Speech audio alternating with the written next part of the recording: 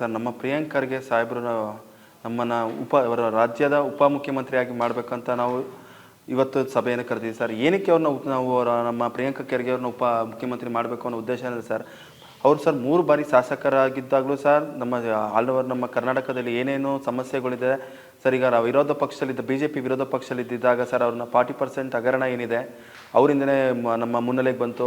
ಹಾಗೆ ಬಿಟ್ಕಾಯಿನ್ ಅನ್ನೋದು ದೇಶಾಂತದಂತಲ್ಲ ನಮ್ಮ ಏನು ಅದು ಹಗರಣ ಇದೆ ಸರ್, ದೊಡ್ಡ ಹಗರಣ ಅದು. ಅದನ್ನು ಬಿಟ್ಕಾಯಿನನ್ನು ಹಗರಣವನ್ನು ನಮ್ಮ ಎಲ್ಲ ಕರ್ನಾಟಕ ರಾಜ್ಯದ ಮುಂದೆ ತಂದರು, ದೇಶದ ಮುಂದೆ ತಂದರು.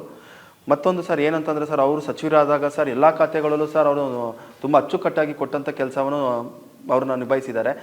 ಅವರು ಸಮಾಜ ಕಲ್ಯಾಣ ಇಲಾಖೆಯಲ್ಲಿದ್ದಾಗ ಅವರು ಐರಾವತ ಸ್ಕೀಮ್ ತಂದರು ಸರ್. ನಮ್ಮ ಕೆಲವೊಂದು ಕೆಳ ಹಂತದಲ್ಲಿರೋಂಥ ಎಲ್ಲ ಬಡವರಿಗೂ ಸರ್ ಅದನ್ನು ಏನಾಯಿತು, ನಮ್ಮ ಐರಾವತನ ಸ್ಕೀಮು ಭಾರಿ ಅನುಕೂಲವಾಗಿತ್ತು ಸರ್. ಪ್ರತಿಯೊಂದು ಮನೆಯಲ್ಲೂ ಸರ್ ಅದನ್ನು ಇದು ಐರಾವತ ಸ್ಕೀಮ್ನ ತೊಗೊಂಡ್ರು ಸರ್.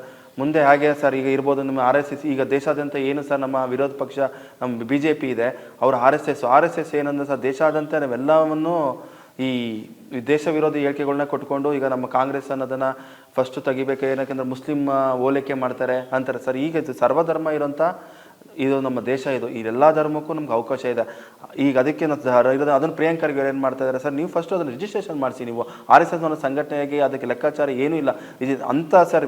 ಏಕೈಕ ಇಡೀ ಇಂಡಿಯಾದಲ್ಲಿ ಸರ್ ಫಸ್ಟ್ ಟೈಮ್ ಬಂದು ಬೆಂಗಳೂರಿಗೆ ಬಂದು ಅದನ್ನು ತಮ್ಮ ಮೋಹನ್ ಭಾಗವತ್ ಅವರನ್ನ ಕರೆಸಿದಂಥ ಹೇಳಿಕೆ ಕೊಡಿಸಿದಂಥ ಪ್ರಿಯಾಂಕ್ ಖರ್ಗೆ ಅವ್ರಿಗೆ ಅಂದರೆ ಅಂಥ ಪ್ರಭಾವ ಇದಕ್ಕೆ ಸರ್ ಹೇಳ್ತಾರೆ. ಮುಂದೆಯಿಂದಲೇ ಇನ್ನೂ ಹೆಚ್ಚಿನ ಶಕ್ತಿ ನಮಗೆ ಬೇಕು ಅಂತಂದರೆ ನಮ್ಮ ಪ್ರಿಯಾಂಕ್ ಖರ್ಗೆಯನ್ನು ಉಪಮುಖ್ಯಮಂತ್ರಿ ಮಾಡಿದ್ರೆ ಸರ್ ಇನ್ನೂ ಹೆಚ್ಚಿನ ಶಕ್ತಿ ಸಿಗುತ್ತೆ. ನಮ್ಮ ಏನು ಸರ್ ಅವ್ರನ್ನ ದಲಿತರಂತ ನೋಡ್ಬಿಟ್ಟು ಅವ್ರನ್ನ ಆಗಲಿ ಸರ್, ಇಲ್ಲ ಒಬ್ಬ ACC ಅಧ್ಯಕ್ಷರ ಮಗ ಆದಂಥ ಮಲ್ಲಿಕಾರ್ಜುನ ಸಾಹೇಬರು ಮಗ ಅಂತ ಏನೋ ಅವ್ರಿಗೆ ಏನು DCM ಪೋಸ್ಟ್ನ ಕೊಡಿ ಅಂತ ಕೇಳ್ತಾರಲ್ಲ ಸರ್.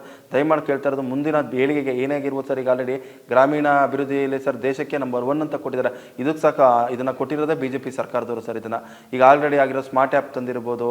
ಈಗ ನಮ್ಮ ಪ್ರತಿಯೊಂದು ಸರ್ ಈಗ ಆಲ್ರೆಡಿ ನಮ್ಮ ಎಷ್ಟೊಂದು ನೂರಾರು ಕಂಪ್ನಿಗಳನ್ನ ಸರ್ ಇವತ್ತು ಸಣ್ಣ ಆ್ಯಪ್ನ ಕಂಪ್ನಿಗಳನ್ನ ನಮ್ಮ ಬೆಂಗಳೂರಿಗೆ ಕರೆತಂದಕ್ಕೆ ತುಂಬ ಪ್ರಯತ್ನ ಮಾಡ್ತಿದ್ದಾರೆ ಸರ್.